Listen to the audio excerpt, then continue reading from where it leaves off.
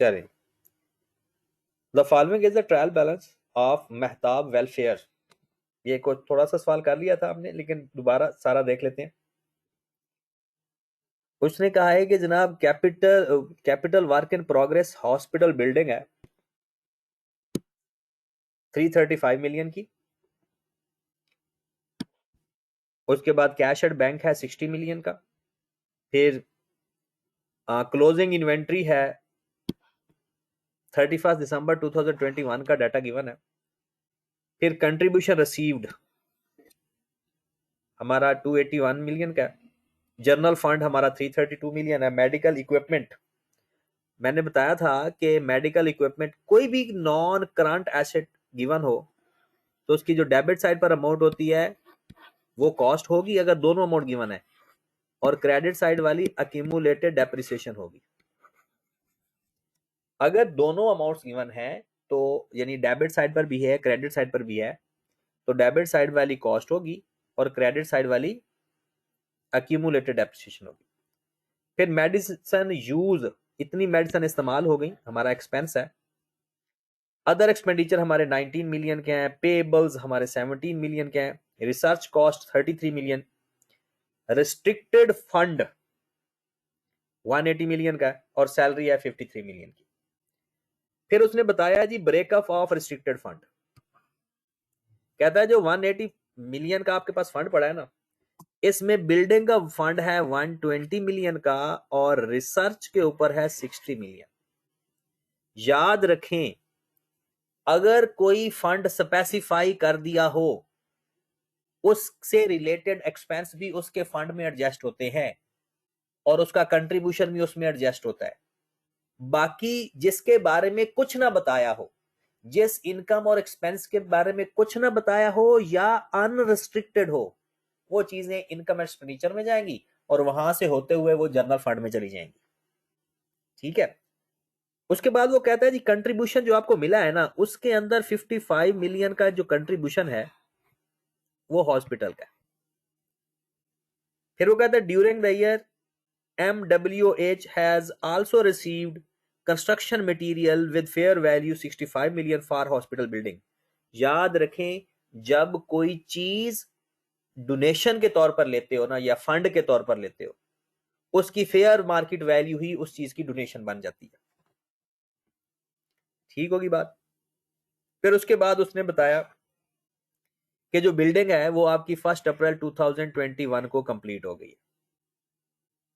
5% hospital building का rate है और अदर फिक्स एसेट्स का है 10% रिड्यूसिंग बैलेंस मेथड। कहता है डेफरल मेथड के जरिए इनकम एंड एक्सपेंडिचर बनाओ, SOFP बनाओ। और मैं आपको पेपर में ये ना कह देना कि सर ने बनवाया था तो हम भी बना दें। पेपर में जो पूछा जाए वही बनाना है, बट मैं आपको इसमें statement of changes in net assets भी बनवाऊंगा। वो स्टेटमेंट ही बनवा देता हूँ, वो छोटी सी स्टेटमेंट बनेगी वो बना देते हैं। कुछ बातें सवाल करने से पहले सुन लें। अगर आपको कोई फंड नॉन करंट एसेट्स के लिए मिलता है, अगर आपको कोई फंड नॉन करंट एसेट के लिए मिलता है, उस फंड को सेपरेट लिखना है, उस एसेट्स की कॉस्ट को भी सेपरेट लिखना है, उसकी कॉस्ट एसेट में भी आएगी। एसेट हमारा डेप्रिशिएट होगा और जो फंड होगा वो अमोर्टाइज होगा, बिल्कुल ऐसे ही जैसे गवर्नमेंट ग्रांट होती है।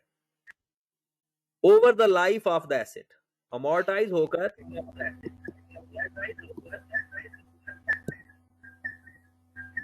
इनकम बन जाएगा। ओके की बात, अमोर्टाइज होकर इनकम बन जाएगा और डेप्रिशिएट होकर वो डेप्रिसिएशन एक्सपेंस में जाता जाएगा, वो जिस तरह से क्वेश्चन होगा। ठीक होगी बात।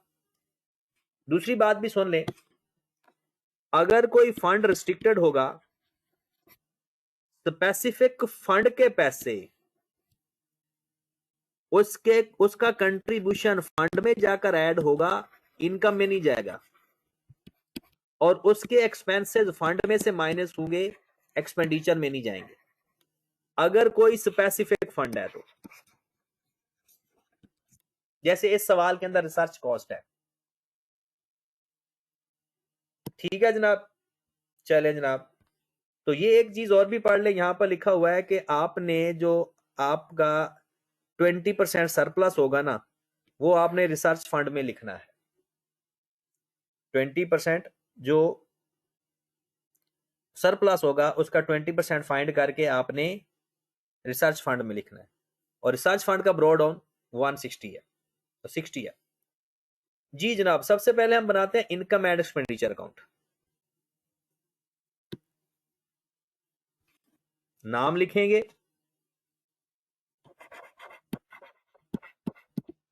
Statement of income and expenditure,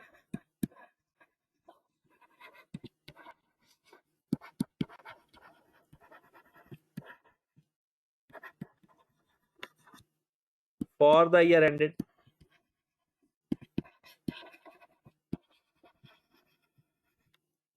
हाँ जी, ईयर एंड हमारा का क्या है, 31 दिसंबर है शायद, 31 दिसंबर 21, 31 दिसंबर 21।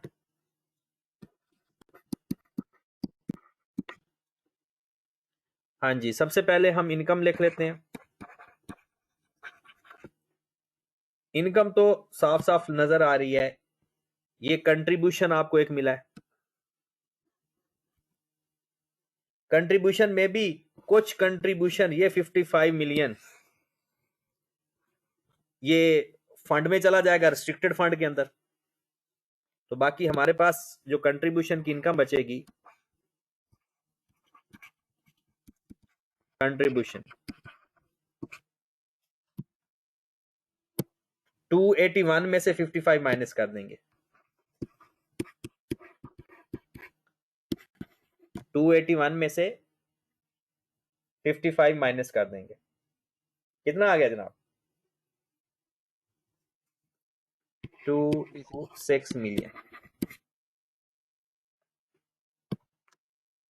फिर उसके बाद आपकी ये जो बिल्डिंग के लिए फंड मिला था ना आपको, 335 मिलियन बेसिकली आपका वो हॉस्पिटल बिल्डिंग पे खर्चा हो चुका है, जिसके बदले आपको जो फंड मिल चुका है बिल्डिंग का 120 मिलियन तो पहले से मिल चुका है, प्लस 55 मिलियन इस साल के कंट्रीब्यूशन से हिस्सा आया, प्लस 65 का मटेरियल मिला।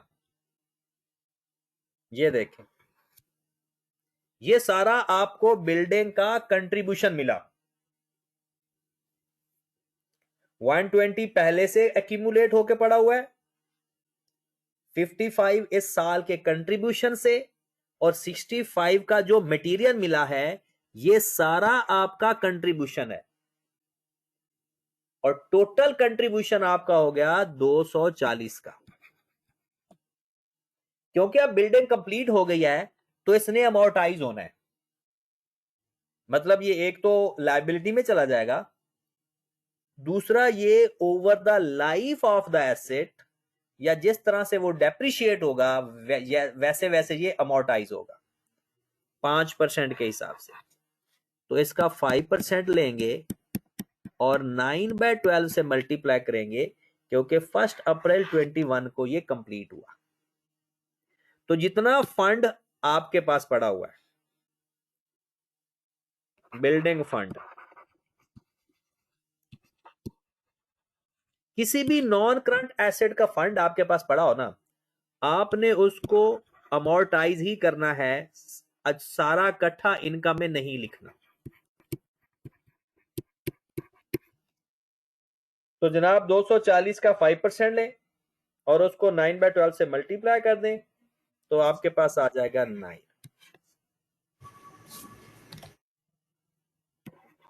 ये आपकी इनकम आ गई। इसके अलावा इस सवाल के अंदर कोई भी इनकम नहीं बताई हुई, बाकी सारे एक्सपेंसेस ही हैं। एक्सपेंडिचर्स लिख लें फिर।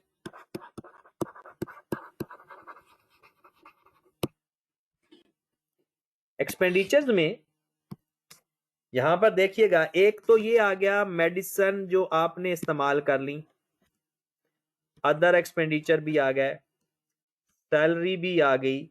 ये रिसर्च कॉस्ट नहीं आएगी क्योंकि ये एक फंड की है। यहां पर देखें, ये रिसर्च फंड बताया हुआ है।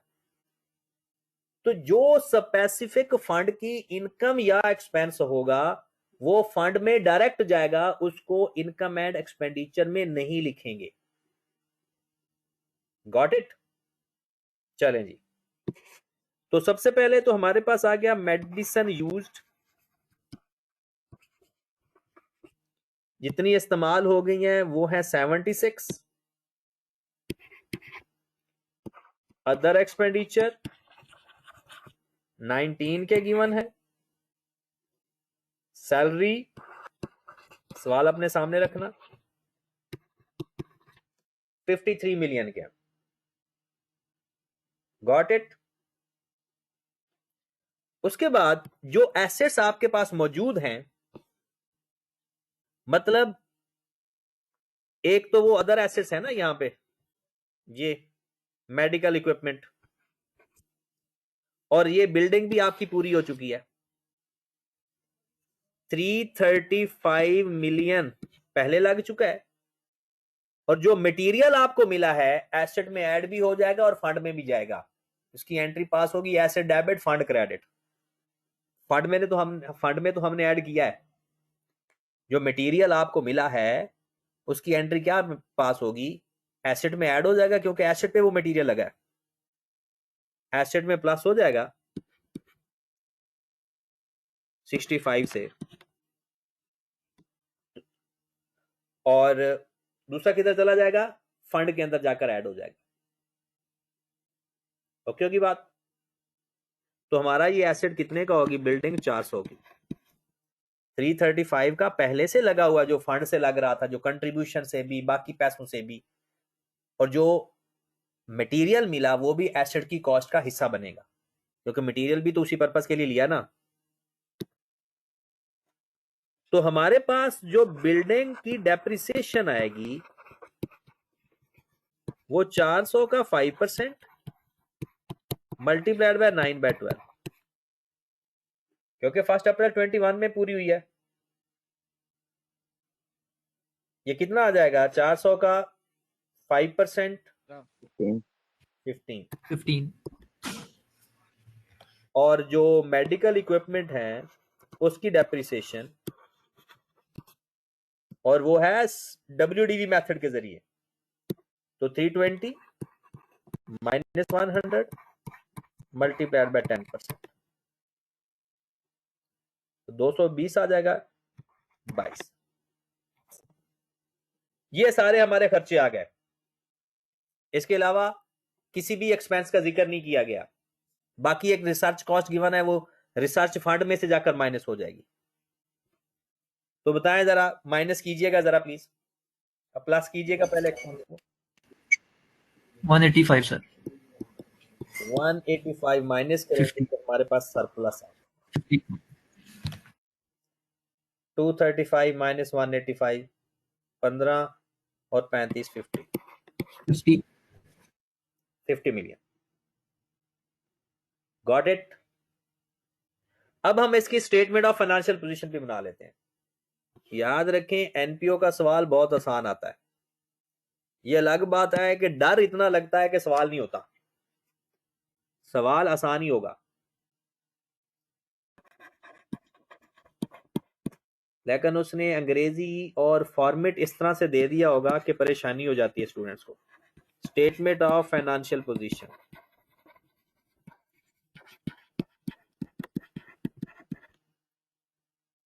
as at 31st December 2021, rupees in million. सबसे पहले तो अपने नॉन करंट एसेट लिख लेना। एक तो बिल्डिंग है 400 की बिल्डिंग थी जिसमें से 15 की डेप्रिशिएट हो गई। 400 टोटल हुआ था ना, 335 प्लस 65 और 15 की डेप्रिसिएशन 385। और जो मेडिकल इक्विपमेंट है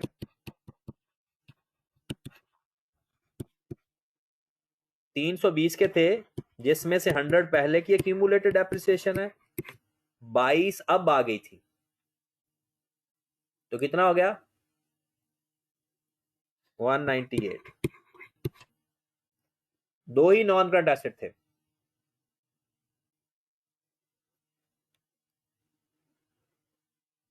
तेरह 583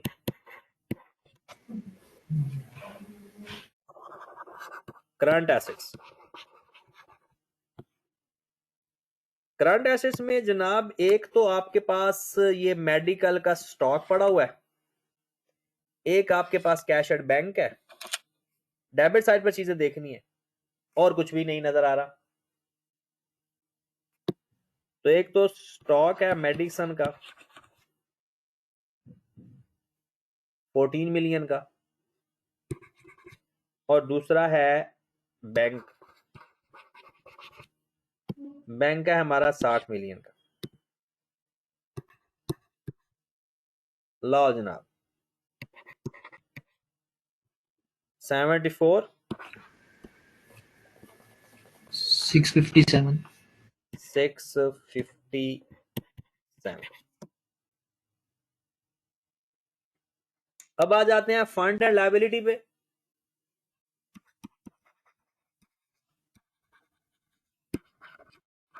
फंड एंड लायबिलिटी हमारे पास फंड आ जाएगा।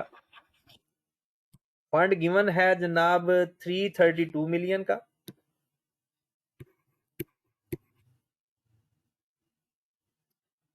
जर्नल फंड 332 का और प्लस इसमें सरप्लस किया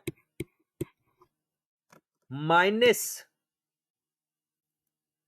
के थोड़ा सा यहां पर लिख लेते हैं। जर्नल फंड आपका था जनाब 332 प्लस 50 माइनस 50 का 20%। ये क्या चीज आई है 50 का 20%? ये लाइन पढ़िएगा जरा। वो कहता है एज पर resolution of board of trustee MWH is required to allocate 20% of surplus of each year to the research fund। मतलब 20% वहां से निकाल के वो हमने रिसर्च फंड में ऐड कर देना है। तो रिसर्च फंड भी साथ ही लिखें, जितने फंड गिवन हो साथ ही आ जाते हैं। नॉन करंट एसेट का फंड थोड़ा सा अलग लिखना होता है, वैसे उसको कहते हैं नॉन करंट लायबिलिटी में लिख दो तो ज्यादा बेहतर है। लो जनाब आपका ओपनिंग रिसर्च फंड पड़ा हुआ था 120 का, सॉरी 60 का। ओपनिंग रिसर्च फंड पड़ा था 60 का, जिसमें से 33 खर्च हो गया, रिसर्च कॉस्ट आ गई। यहां से आकर माइनस करेंगे और 50 का 20% 10 यहां पर आकर ऐड हो जाएगा। यानी जितना रिसर्च फंड खर्च हो गया रिसर्च फंड में से माइनस, और जितना दूसरे फंड से ट्रांसफर किया वो ऐड। यानी ये 10 आ रहा है ऊपर, इसको अगर कर लो ना कैलकुलेट 50 10 आ रहा है, तो ये हमारे पास फंड आ गया। तो करें जरा 332 प्लस 50 माइनस 10, तो बेसिकली 372 372। तो 60 में से 33 माइनस करके 10 ऐड कर दो 37 37। ये हमारा फंड आ गया 409। बात समझ लगी ना? जितने फंड गिवन है वो सीक्वेंस के साथ आएंगे। और नॉन करंट एसेट का फंड या तो नॉन करंट लायबिलिटी में लिख दें या उसको अलग से लिख दिया करें। ओके की बात? जी जनाब। तो नॉन करंट लायबिलिटी वो जो बिल्डिंग का फंड आपको मिला है वो आप अलग से लिख लें, बिल्डिंग फंड, या उसको ना फंड के नीचे ही अलग करके लिख दिया करें, चाहे नॉन करंट लायबिलिटी की हेडिंग ना दिया करें। हाँ जी जनाब, तो बताएं जरा कितनी अमाउंट आ रही है, बताइएगा जरा। यहां पर मैं वर्किंग कर देता हूं। आपके पास 240 मिलियन का फंड इकट्ठा हुआ है बिल्डिंग के नाम का, 120 पहले पड़ा था, 55 कंट्रीब्यूशन से आया, और 65 कहां से आया, वो जो मटेरियल मिला था उसकी फेयर वैल्यू, बिल्डिंग मटेरियल। तो ये 240 है। इसका आपने 5% लेकर 9/12 किया था, आपको याद हो के ना याद हो, इसकी जो 9 अमाउंट आई थी वो तो आपने इनकम में लिख दी। इसका मतलब हुआ कि बाकी जो है वो लायबिलिटी में पड़ा रहेगा। लेकिन जरा अपना पीआरसी याद करो, जो अगले साल की इनकम में जाना है, स्ट्रेट लाइन मेथड है तो इसका डायरेक्ट 5% आएगा 12। कहते हैं जो अगले साल इनकम में जाना हो ना उसको करंट लायबिलिटी में लिख देना ज्यादा बेहतर होता है। ये बात आपको सबको याद है या भूल गई? अगले साल की जो, तो आपको याद होगा हमने करंट मेच्योरिटी लोन का कॉन्सेप्ट पढ़ा था कि जो लायबिलिटी हो या एसेट हो जो अगले 12 महीनों में कन्वर्ट एसपीएल में जाना हो वो हम करंट में लिखते होते हैं, नॉन करंट में नहीं लिखते। तो 240 में से 9 माइनस करेंगे, वो तो हो जाएगी ना इनकम में जो 9 गया, तो 12 भी अलग कर देंगे। 12 मिलियन को अलग क्यों करेंगे? क्योंकि वो करंट लायबिलिटी में जाएगा, वो करंट मेच्योरिटी फंड के नाम से लिख देना चाहे। ठीक होगी बात? तो इस तरह से 240 में से एक 9 माइनस करेंगे, एक 12 भी माइनस करेंगे, तो 21 माइनस कर दिया ओवरऑल 290। करंट लायबिलिटी तो बिल्डिंग फंड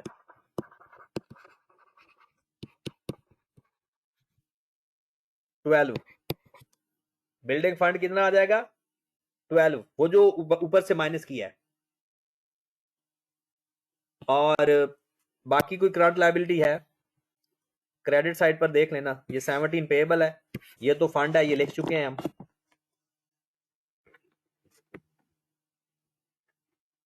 बस यही है पेएबल 17। हाँ जी करो जरा, +409 +219 +17 +12, लो जी 657। 57। अब जरा मैं आपको बताता हूं कि इसका अगर यही सवाल हो और इसका अगर आपने फाइंड करना हो statement of changes in net assets, तो कैसे फाइंड करेंगे? MWH statement of changes in net assets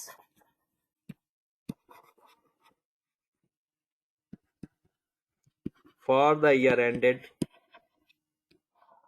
जो भी होगा यहां पर हम लिखेंगे जर्नल फंड, यहां पर लिखेंगे रिसर्च फंड, और यहां पर लिखेंगे टोटल। याद रखें नॉन करंट एसेट का जो फंड होगा वो यहां नहीं आएगा क्योंकि वो लायबिलिटी में चला जाता है।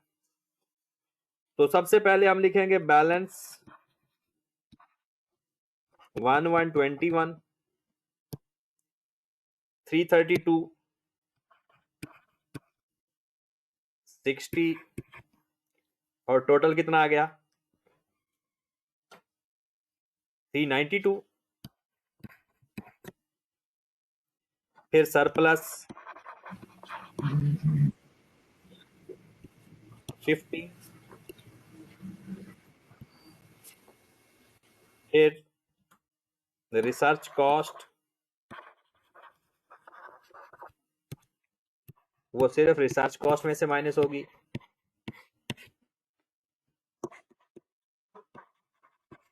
ट्रांसफर, वो ट्रांसफर पता ना कौन से वाला भला, वो जो सरप्लस का 20% है, सरप्लस का 20% जो उसने कहा था ट्रांसफर करना है। लो जनाब, इसके अंदर सिर्फ ना एंडोमेंट फंड आएगा पेपर में। अब जो आपको पेपर में सवाल आना ना, तो एक और भी फंड आएगा और वो होगा एंडोमेंट फंड। तो बैलेंस 31 दिसंबर 21 करो जरा इसको, कितना आ गया ये 372 372। ये कितना आ गया 37 37। टोटल कितना आ गया 409 40। 409 और आप जाकर चेक करें एसओएफपी के अंदर हमारा 409 ही आ रहा होगा। तो अगर आप statement of change in net asset बना के उधर डायरेक्ट लिख सकते हैं तो ये भी बहुत अच्छी चीज होती है, लेकिन वो टाइम सेविंग की वजह से हम डायरेक्ट उधर लिख देते हैं, ये स्टेटमेंट नहीं बनाते। वरना ये तो रोजाना बनानी चाहिए, मतलब जब भी कोई सवाल करो इसका तो वो स्टेटमेंट बनानी चाहिए। ओके होगी बात जनाब। चले जनाब जल्दी से फिर स्प्रिंग 23 का सवाल निकालें। स्प्रिंग 23 पे आए। क्वेश्चन नंबर होगा जनाब ये आई थिंक 8।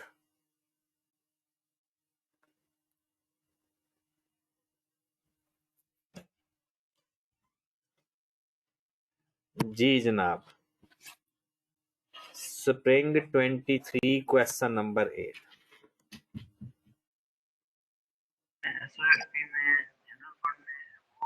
अच्छा, ये मुझे एक मैसेज मिला है कि 2020 का किस चीज का सवाल बताएं, टॉपिक का नाम बताएं कि किस टॉपिक की बात कर रहे हैं।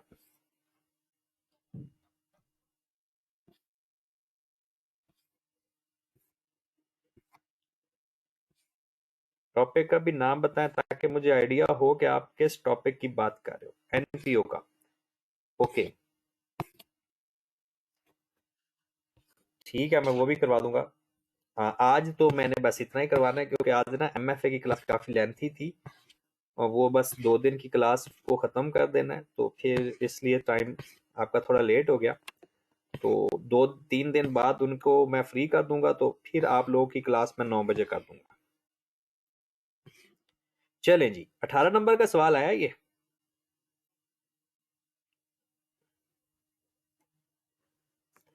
अरसलान भाई पूछते हैं कि सर एसओएफपी के अंदर सरप्लस ऐड नहीं होगा। अरसलान भाई आप गौर फरमाएं, जनरल फंड के अंदर हम 50 ऐड किया तो है। वो अपने जो अगर नोट किया है ना आपने, ये देखें मेरे भाई, ये देखें, ये जनरल फंड में ये सरप्लस ही तो ऐड किया। ठीक है, चले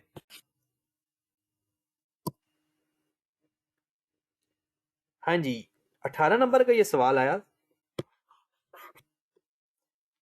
और कोई मुश्किल सवाल नहीं था यार।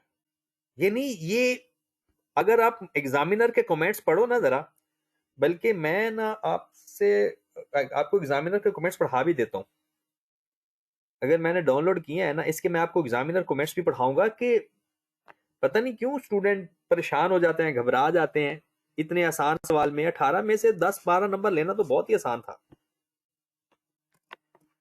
Aztec sports club was found in January 21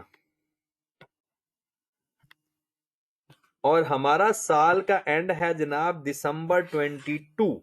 इसका मतलब ये पिछले साल, 1 साल पहले ये फॉर्म्ड हुआ था। When a founding member sold a piece of land to ASC having fair value 4 million for the purpose of establishing sports for rupees 1 million। लो जनाब, 4 मिलियन की लैंड 1 मिलियन में बेच दी। इसका मतलब ये हुआ कि 3 मिलियन का फंड दे दिया। ऐसा थोड़ी होता है। 1 मिलियन ऑर्गेनाइजेशन ने पैसे दे दिए, लैंड थी 4 मिलियन की, और for the purpose of sports club वो लैंड 1 मिलियन में दे दी। इसका मतलब है 4 मिलियन लैंड की कीमत, 3 मिलियन फंड की कीमत। 1 मिलियन हमने कैश दे दिया, वो हमारे कैश बुक में से क्रेडिट हो जाएगा, उस साल माइनस हो जाएगी, हो पिछले साल माइनस हो गया होगा, क्योंकि पिछले साल खरीदी थी ना।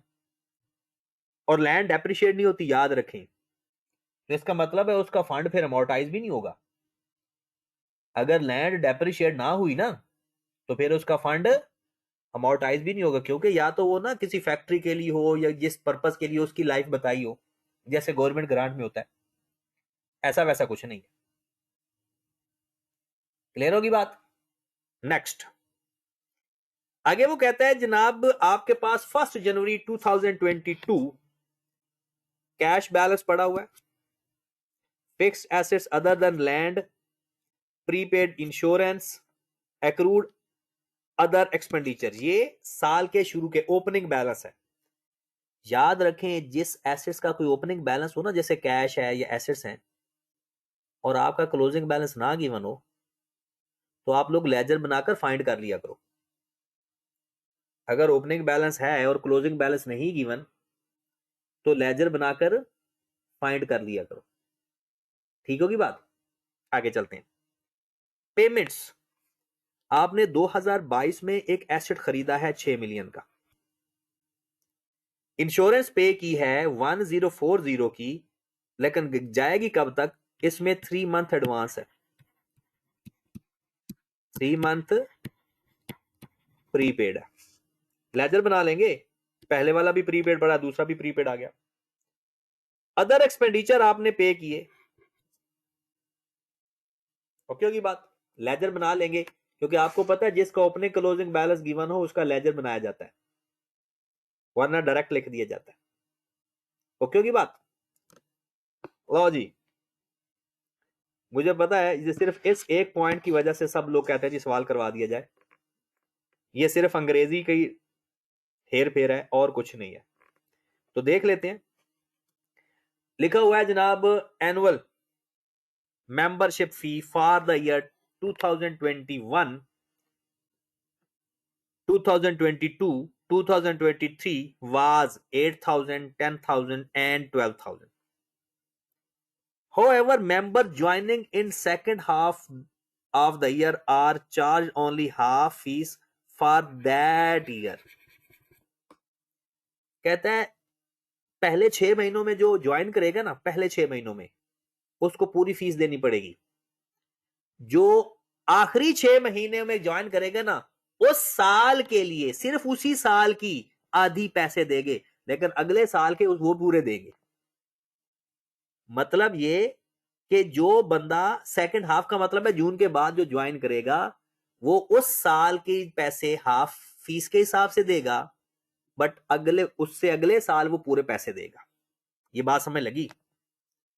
Each member is required to pay membership fee for the current year and the next year at the time of admission.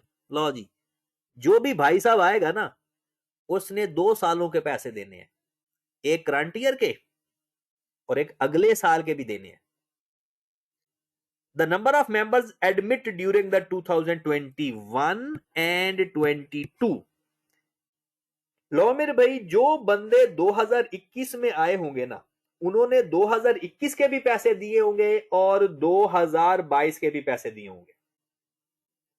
2021 के भी, 2022 के भी। इसका मतलब है उन्होंने 2022 के तो एडवांस दिए होंगे, और जो 2022 में आए होंगे उन्होंने 2022 के भी दिए होंगे और 2023 के भी पैसे दिए होंगे। ये बात समझ लगी? तो सबसे पहले मैं आप पर जा रहा हूं 2022 में जो मेंबर आए, फर्स्ट हाफ में, सेकंड हाफ में। जो बंदे फर्स्ट हाफ में आए वो तो पूरे पूरे पैसे देंगे ना, ये 2022 की बात, फर्स्ट हाफ में कितने लोग आए? 220। उन्होंने पैसे जो दिए हमें 220 लोग हैं, उन्होंने 2022 का रेट है जनाब 10,000 और 2023 का रेट है 12,000। उन्होंने 10,000 दिया होगा 2022 के लिए और उन 2020 लोगों ने 12,000 दिया होगा 2023 के लिए। फर्स्ट हाफ वाले तो पूरे पैसे देंगे ना, क्योंकि उन्होंने करंट ईयर के भी पैसे देने हैं। ये देखें, यहां पर देखें, तो फर्स्ट हाफ वालों ने 10,000 के हिसाब से 2022 के पैसे दिए होंगे, दिए 2022 में है, लेकिन जो 2023 के लिए होगी वो लायबिलिटी बन जाएगी ना। जो 2023 के लिए उसने पैसे दिए होंगे वो लायबिलिटी बन जाएगी। मुझे मल्टीप्लाई करके बता सकते हो कितना आता है? 220,000, 2,200,000, 2,200,000 और इसको मल्टीप्लाई करें जरा, 220 मल्टीप्लाई बाय 12,000, 2640,000. 2640,000। ये जनाब जो फर्स्ट हाफ में लोग आए हैं ना, ये उन्होंने पैसे दिए हैं। अब जो सेकंड हाफ में लोग आए हैं ना, 105 बंदा आए हैं। सेकंड हाफ में 105 बंदे आए। उन्होंने जो 2022 के लिए पैसे देने हैं ना, उन्होंने 10,000 नहीं 5,000 देना। उन्होंने 2022 के आधे पैसे देने। उसने कहा है कि जो सेकंड हाफ में आएंगे ना, उस साल के लिए वो हाफ देंगे, लेकिन अगले साल के वो पूरे 12,000 के हिसाब से देंगे जो 2023 का रेट है। ये बेसिकली 2022 में हमने कैश रिसीव किया। 105 को 5,000 से मल्टीप्लाई करो, कितना आंसर आता है? 105 को 5,000 से 5,25,000। 5,25,000 और 105 को 12 से मल्टीप्लाई करो, 1260,000. 1260,000। लो मेरे भाई, ये जो पैसे आपको कैश तो मिल गया, लेकिन ये लायबिलिटी है,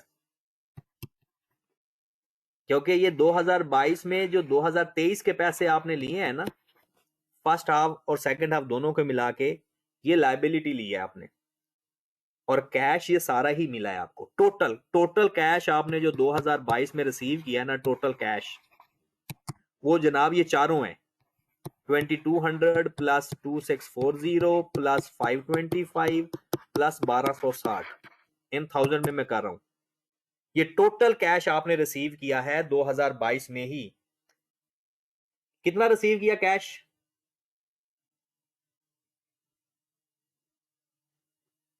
बताइएगा जरा, कितना कैश रिसीव किया?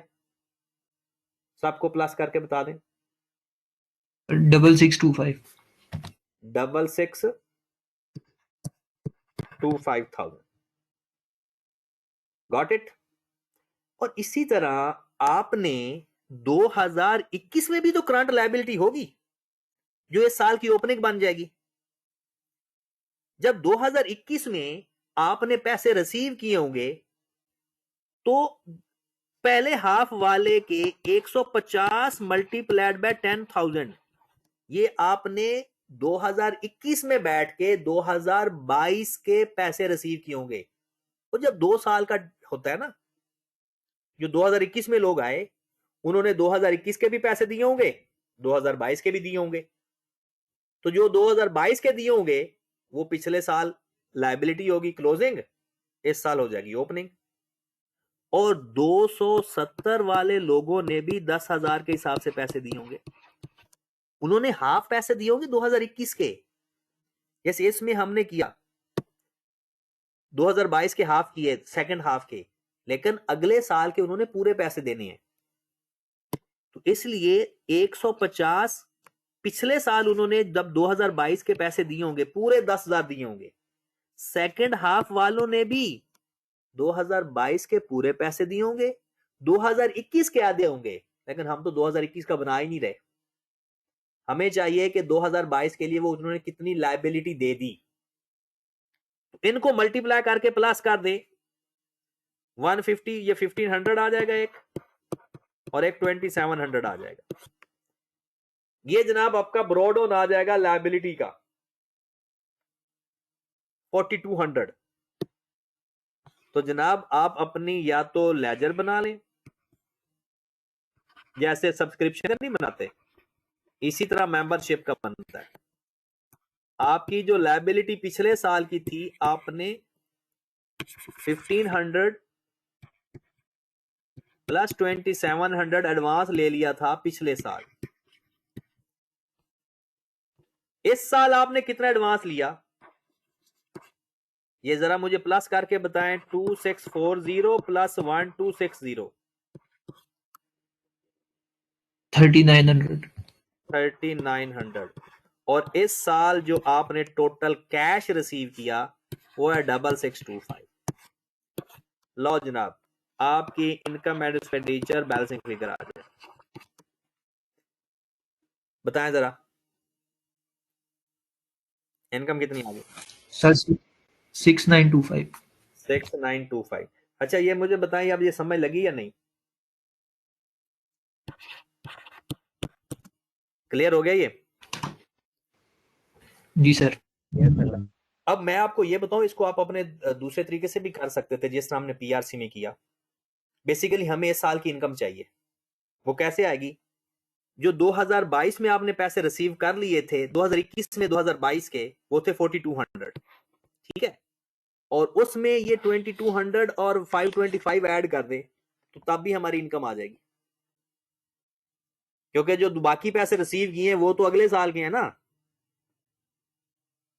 तो जो 2021 में 2022 के रिसीव कर लिए थे वो भी 2022 की इनकम बन जाएगी, और जो करंट ईयर में लिए हैं, अब इसको करके देख लो, आपका एग्जैक्ट आंसर वही आएगा। 2200 प्लस 525 प्लस 4200, इसको प्लस कर ले, आपका 6925 ही आएगा, एग्जैक्ट वही आएगा। बात समझ लगी? ये तो कॉमन सेंस है मेरे भाई। हमने तो काफी टाइम लगाया हुआ था चैप्टर नंबर 4 बीआरसी के अंदर, और वो सारा वही है ये। लो जनाब, आपकी इनकम भी आ गई जी और सर। आपकी लायबिलिटी भी आ गई। जी जी, कुछ पूछना चाह रहा था कोई? चलें जी, आगे चल पढ़ते हैं। नेक्स्ट लिखो, contribution receive during the year. A member contributed 1400,000 for the purchase of tractor of a grounds maintenance. The tractor will be purchased in the year 23। 2023 में खरीदना है, तो अभी ये सारे का सारा लायबिलिटी में पड़ा रहेगा, सारे का सारा। जब खरीद लेंगे तो फिर ये अमोर्टाइज होना शुरू हो जाएगा और ट्रैक्टर डेप्रिशिएट होना शुरू हो जाएगा। And other member contribute 1100,000 without specifying any restriction. तो ये हमारी इनकम हो गई। एक इनकम ये हो गई, एक इनकम मेंबरशिप फी हो गई। आगे देखते हैं। On 1 April 21 an area was given on rent for operating a canteen in the club at a annual rent 840,000। लो जनाब, आपने पिछले साल अप्रैल के अंदर क्लब की कैंटीन को रेंट पे दे दिया, तो उससे हासिल होने वाला रेंट जो होगा वो हमारी इनकम होगी। और रेंट क्या हिसाब किताब से दिया है? 840,000। फिर कहते हैं, however to facilitate the tenant for setting up the canteen, it was agreed that the rent for 2 years will be paid in 2023। इसका मतलब है कि रेंट उसने पे भी नहीं किया, वो दोनों सालों का, 2021 का भी 2022 का भी, वो 2023 में पे करेगा। तो बताओ ये इनकम में आएगा या नहीं? बताओ जरा, ये इनकम में आएगा या नहीं? मिला नहीं है, बोलो। आएगा सर। आएगा, क्योंकि इनकम अक्कर्ड बट नॉट रिसीव्ड, तो ये रिसीवेबल में भी चला जाएगा और इनकम में भी आएगा, क्योंकि ये इनकम अक्कर्ड बट नॉट रिसीव्ड है, गुड, लेकिन रिसीवेबल में भी आएगा। आगे देखते हैं। नेक्स्ट लिखा हुआ है जनाब, on 1 September 2022 some fixed asset having book value 3000 on 1 January were dispose for rupees 3300,000। 1 सितंबर को बेचा तो उसकी बुक वैल्यू 1 जनवरी की है। इसका मतलब है पहले हम 8 महीनों की डेप्रिसिएशन ले लेंगे, 8 महीनों की डेप्रिसिएशन लेकर फिर डिस्पोज ऑफ देखेंगे, गेन आएगा या लॉस आएगा, वो जो भी आएगा वो हम निकालेंगे। फिर वो कहता डेप्रिसिएशन है 20% per annum, reducing balance method. तो ये तो हम इधर ही फाइंड कर लेते हैं ना। मुझे बताओ जरा 3000 का 20% मल्टीप्लाइड बाय 8/12 कितनी डेप्रिसिएशन आ गई? 400। 400 माइनस किया तो 2600 आ जाएगा। 2600 वाला एसेट हमने बेच दिया 3300 का, 2600 वाला एसेट हमने बेच दिया 3300 का, गेन आया लॉस? गेन आ गया, सीधा सीधा गेन है, 4 और 3 700 का। लो मेरे भाई, सवाल आपका तकरीबन हो चुका है, बस हम अब लिखते जाएं। सबसे पहले मैं हेडिंग वगैरह नहीं लिख रहा, इनकम लिख रहा हूं। इनकम एक तो रेंट वाली इनकम आएगी, एक इनकम ये गेन और डिस्पोजल आ गई, एक इनकम वो मेंबरशिप फी की जो हमने फाइंड की है, एक इनकम आपकी आ गई जनाब वो कंट्रीब्यूशन जो अनरिस्ट्रिक्टेड मिला है आपको। इसके अलावा आपकी कोई इनकम मुझे तो नहीं नजर आई पूरे सवाल के अंदर, अगर है होगी तो फिर वो हम देख लेंगे। रुपीज एंड 1000 कर लो जनाब। अच्छा मुझे ये बताओ, ये जो रेंट है उसने हमें 2021 का भी नहीं दिया, 2022 का भी नहीं दिया, दोनों सालों का रेंट वो देगा 2023 में। तो मुझे बताओ इनकम में दोनों को प्लस करके लिखें या सिर्फ एक साल का लिखें? साल का लिखेंगे। दोनों को प्लस कर दे। सर एक 1 साल साल का का लिखेंगे। एक साल का आएगा, क्योंकि जो 2023-21 का है वो तो 2021 की इनकम में जाएगा। ये हमारा डाटा होता है फॉर द ईयर। तो 840 मिलियन था,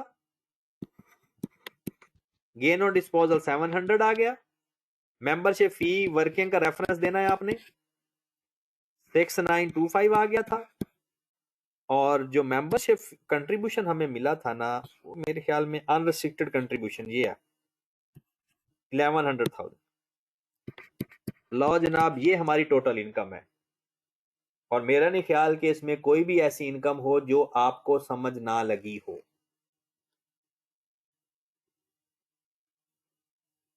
तो बताएं फिर इसको प्लस करके कितना आ गया? 8 7 15 9565 9565। फिर आ जाए एक्सपेंडिचर पे। एक एक्सपेंडिचर तो आ जाएगा ना डेप्रिसिएशन, ये देखें, और डेप्रिसिएशन फाइंड करने का वही तरीका है, जब फॉर द ईयर डेप्रिसिएशन ना गिवन हो ना, या लेजर बना लिया जाता है या उसी तरह से फाइंड करो जैसे आप छोटे होते फाइंड करते थे। ब्रॉड ऑन माइनस डिस्पोजल की डेप्रिसिएशन, एडिशन की डेप्रिसिएशन, डिस्पोजल की डेप्रिसिएशन। जब भी आपको depreciation for the year find करनी हो और आपको सवाल के अंदर एडिशन भी कोई बताया हो, आपको कोई डिस्पोजल भी बताया हो, तो तरीकाकार वही पुराना होगा। जी जनाब, ब्रॉड ऑन है कितना आपका? ब्रॉड ऑन कितना है ये देखें, fixed assets other than 6450, 6450 minus 3000, साल के शुरू की बुक वैल्यू माइनस करते होते हैं, साल के शुरू वाली बुक वैल्यू माइनस करते होते हैं, पता है ना? जो आंसर आएगा उसका 20% ले लें। एडिशन कितना है जनाब? 6000 का फर्स्ट मे को, 6000 का फर्स्ट मे को, तो मे के बाद कितना टाइम बनता है? 8/12। और डिस्पोजल है 3000 का, ये तो हम फाइंड कर चुके हैं। 5 सितंबर को बेचा ये भी। हाँ जी बताएं जरा डेप्शन कितनी आ गई? ब्रॉड ऑन माइनस डिस्पोजल की डेप्शन कितनी है?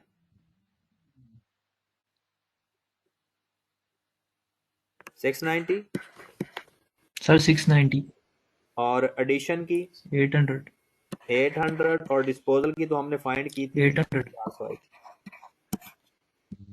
लो जी कितना आ गया? 12 से 18।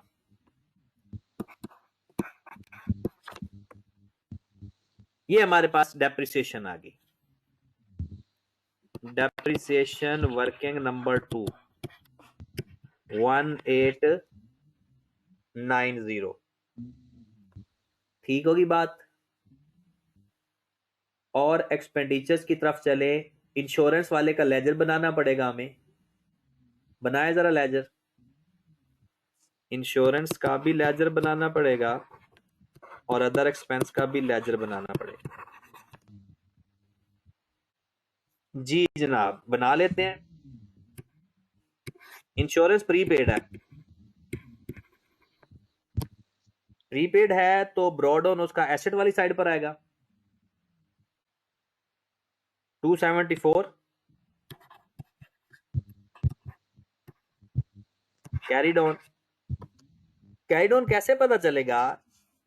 इसमें 31 मार्च तक है, तो इसको 12 पे डिवाइड करके 3 से मल्टीप्लाई करें, कितना आ रहा है कैरीड ऑन इसका?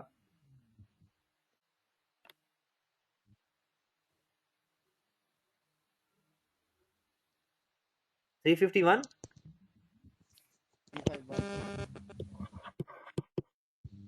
और कैश कितना पे किया हमने ड्यूरिंग द ईयर? 1404। जितना कैश, वो कैश के नाम से तो पूरी अमाउंट आती है ना। क्लोज करेंगे इनकम एंड एक्सपेंडिचर के नाम से जो अमाउंट आएगी, कितनी अमाउंट आ गई?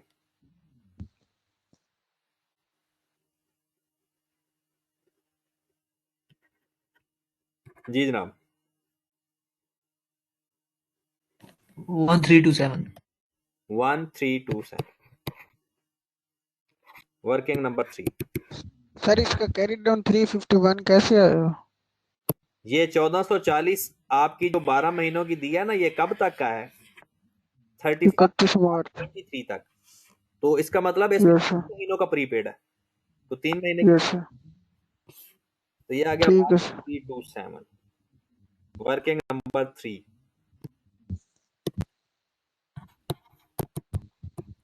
1327। अदर एक्सपेंडिचर में भी आ जाए, उसका भी लेजर बनाना पड़ेगा क्योंकि एक्रूड एक्सपेंस पहले पड़े हुए हैं। मैं इधर ही बना देता हूं।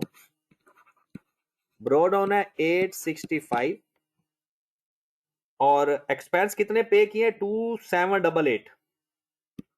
कैश आ जाएगा 27। कैरीड ऑन इसका है ही नहीं, कुछ नहीं बताया हुआ, तो इनकम एंड एक्सपेंडिचर में कितना अमाउंट आ जाएगी?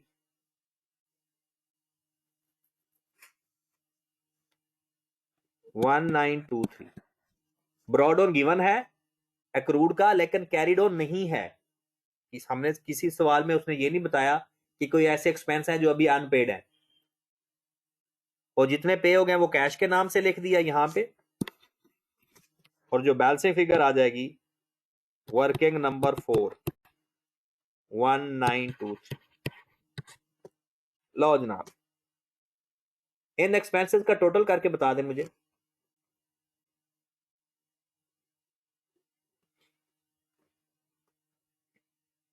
जी जनाब 5140। 5140। तो ये माइनस कर देंगे तो हमारे पास सरप्लस आ जाएगा 5 2 4 4। 4425। हाँ जी जनाब ये हमारा सरप्लस आ गया। Got it? अब जल्दी से स्टेटमेंट ऑफ फाइनेंशियल पोजीशन बना लेते हैं। सबसे पहले नॉन करंट एसेट्स। सबसे पहले तो आप हमें लैंड गिवन है ना, जो उन्होंने 1 मिलियन में दे दी थी, लेकिन उसकी जो फेयर मार्केट वैल्यू थी वो 4 मिलियन थी। तो 3 मिलियन हम फंड में लिख देंगे, 4 मिलियन हम लैंड में लिख देंगे। जो अदर एसेट्स हैं, अदर एसेट्स जनाब बेसिकली हमारे पास पड़े हुए थे, या तो उसका लेजर बना लें या सिंपल लिख लें। 6450 के एसेट थे साल के शुरू में, जिसमें से हमने कुछ बेच दिए 3000 वाले, बल्कि हम इसका लेजर बना लेते हैं, वो ज्यादा अच्छा रह जाएगा। आपको समझ भी है, पीपीई का लेजर बना लो। ब्रॉडाउन 6450, कैश 6000, डिस्पोजल की बुक वैल्यू लिखनी है यहां पर। और कौन सी बुक वैल्यू लिखते हैं? जिस टाइम बेचा 3000 का तो टोटल था ना, तो 400 का मजीद डेप्रिशिएट हो गया था। और डेप्रिसिएशन भी यहां पर लिखते हैं क्योंकि ये बुक वैल्यू के ऊपर है। डेप्रिसिएशन कितनी आई थी? 1890। तो जनाब इसको क्लोज करेंगे, जो हमारा कैरिड ऑन आएगा ना, वही हमारा बैलेंस वहां पर आता है। जब भी कभी किसी चीज की इतनी ज्यादा इंफॉर्मेशन गिवन हो ना, उसका लेजर बनाकर कैरिड ऑन फाइंड करके लिखा करो, फिर गलती के चांसेस नहीं होंगे। कितना आ गया कैरिड ऑन? 7960 79। ये आप डायरेक्ट भी लिख सकते थे, वैसे ऐसी बात नहीं है। तो अदर एसेट्स 7960, ये आ जाएगा जनाब 11960। Current assets. यहां पर एक इंटरेस्टिंग चीज है, एक तो प्रीपेड इंश्योरेंस है ना, वो जो 3 महीनों की इंश्योरेंस प्रीपेड है, एक तो वो हमारी है प्रीपेड इंश्योरेंस। वो कितनी फाइंड की थी आपने? 351। मुझे बताओ, रेंट भी है रिसीवेबल? हाँ जी।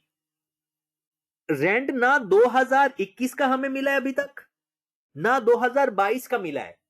तो मुझे ये बताओ कि मैं रिसीवेबल दोनों लिखूंगा या सिर्फ एक लिखूंगा? क्योंकि ये दोनों मुझे मिलने कब हैं? 2023 में। उसने कहा ना 2 सालों का रेंट, दोबारा जाकर पढ़ लें, यहां पर देखिएगा जरा। वो कहता है 2 सालों का रेंट आपको इकट्ठा मिलना है, ये देखिए।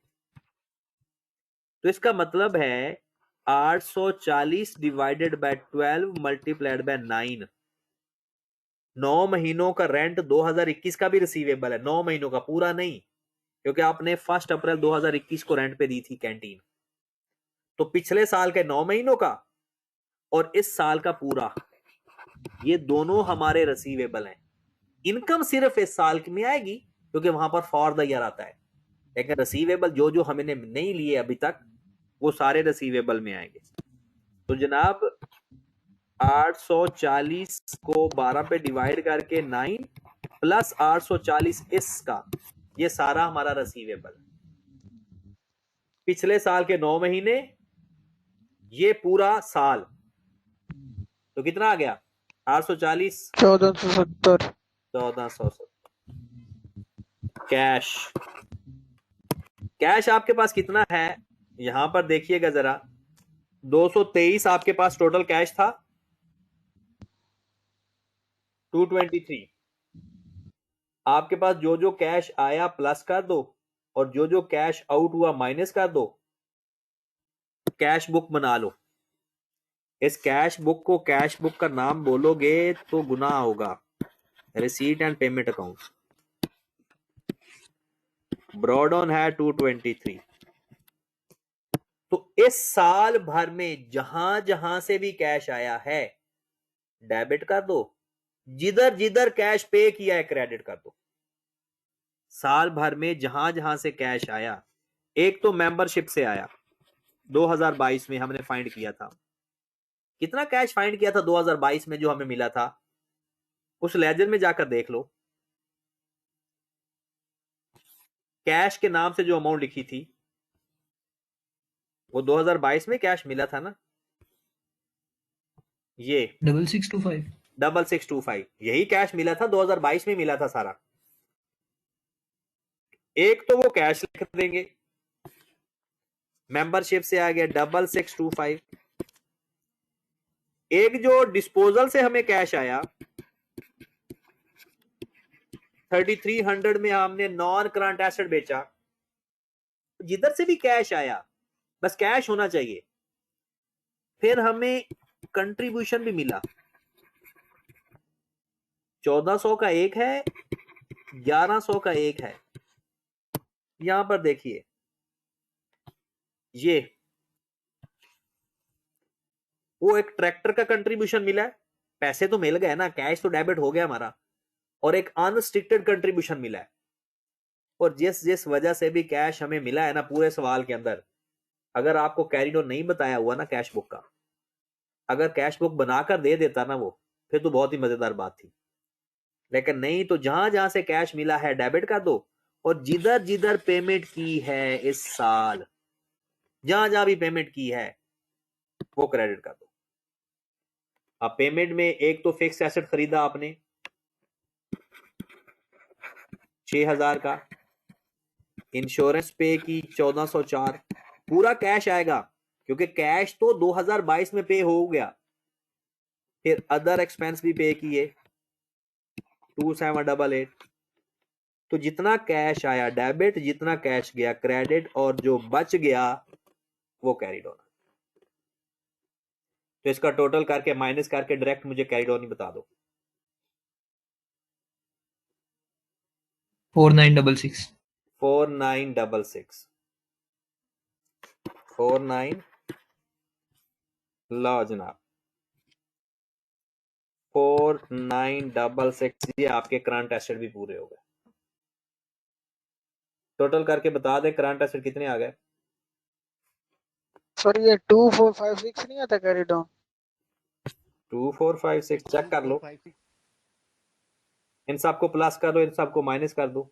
सर 2456 आ रहा है मेरा भी। 2456 चलो 2456 2456, कोई नहीं, हसनैन को नींद आ रही होगी। 2456, हाँ जी, इसका टोटल करके मुझे बता दें।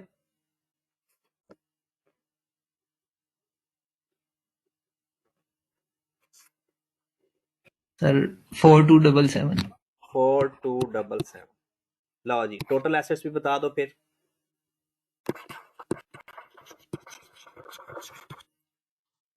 11960 प्लस 16237 16237। हाँ जी जनाब, नेक्स्ट हमारे पास आ गया फंड। अब फंड भी नहीं गिवन, ओपनिंग फंड ना गिवन हो तो क्या करते हैं, दो तरीके बताए थे। ओपनिंग फंड अगर ना गिवन हो तो दो तरीके बताए थे, याद है या सब भूल गया? याद है सर। या तो ओपनिंग, एक ओपनिंग एसेट्स में से ओपनिंग लायबिलिटीज माइनस कर दें, या फिर बैलेंसिंग फिगर आकर लिख दें, या ओपनिंग, तमाम ओपनिंग एसेट्स में से सारी ओपनिंग लायबिलिटीज माइनस कर दें, या फिर, हाँ जी। अब आए जरा, ओपनिंग एसेट्स हमारे पास हैं, ये सवाल बड़ा गंदा हो गया, थोड़ा सा मैं साफ कर दूं। ओपनिंग एसेट्स हमारे पास हैं,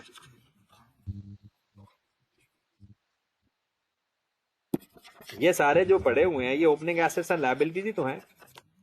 जरा निकालें अपना कैलकुलेटर,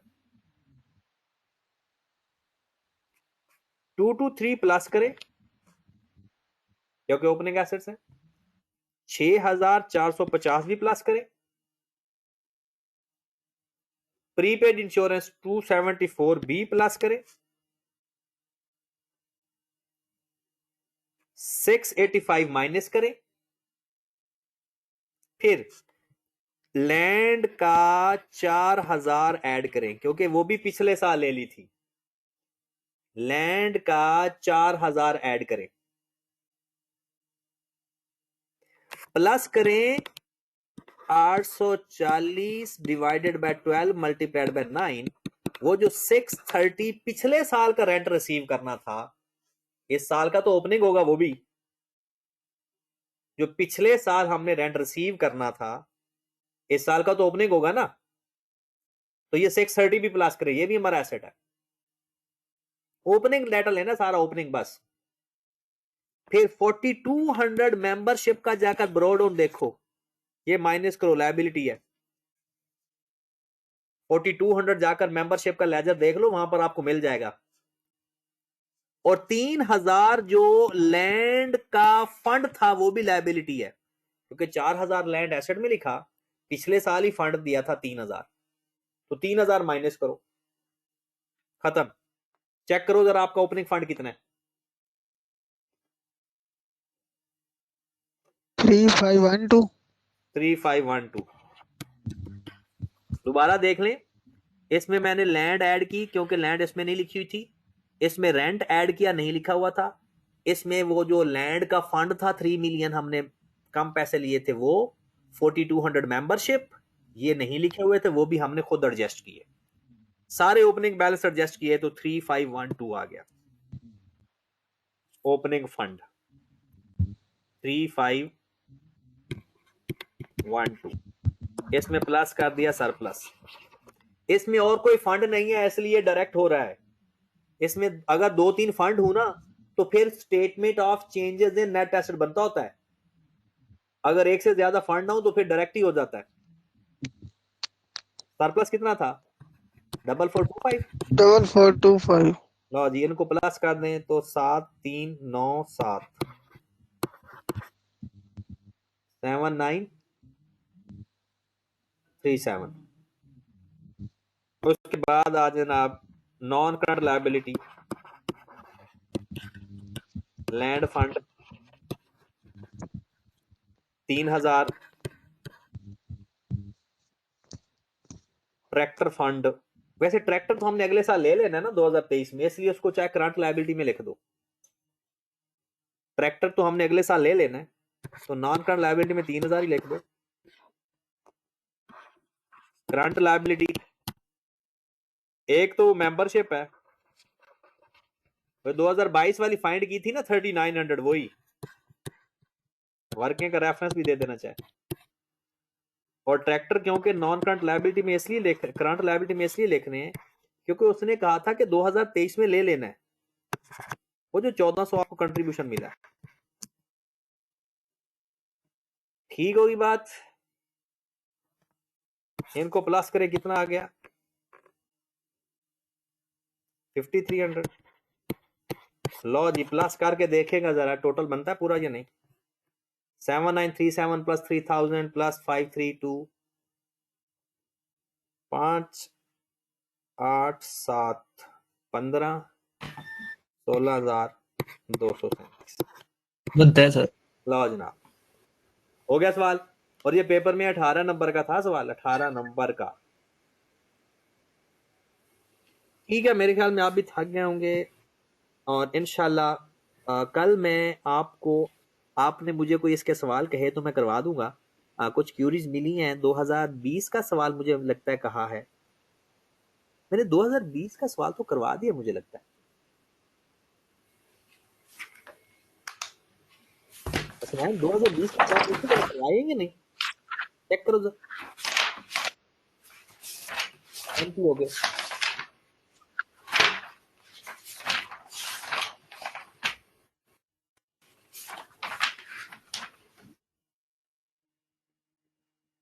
सर कौन सी अटेम्प्ट का? दोनों अटेम्प्ट में चेक कर लो। सर एक तो ये पीएससी वाला किया हुआ है हमने, अच्छा,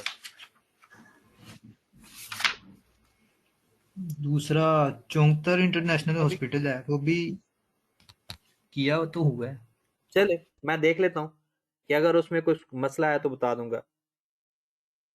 क्वेश्चन 7 का 6 बता दें। क्वेश्चन नंबर 7 कौन सा है, इसी का बता रहे हो?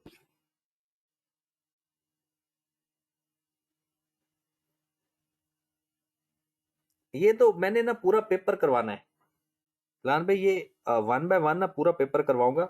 अगर कोई इशू है ना तो उसको हाईलाइट कर लें।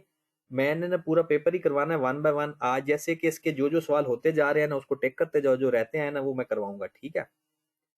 तो ओके अभी के लिए।